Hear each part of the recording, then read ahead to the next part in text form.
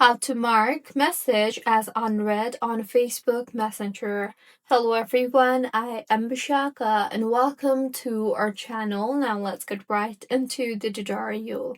Firstly, go ahead and open the Messenger application on your device and then navigate to the conversation in the chat tab that you want to mark as unread. Now, swipe on the left side of your screen and you will see a few options. Go ahead and tap on the mark as unread option you see there, and this tags the chat with an unread marker, but only for your preference. Your contact will not be notified, and it's just for your personal reminder to revisit the chat later. So this is how you can mark message as unread on Facebook Messenger. If you find this tutorial helpful, please like the video and do comment if you have any queries. Also, do subscribe to our channel for more helpful tutorials like this.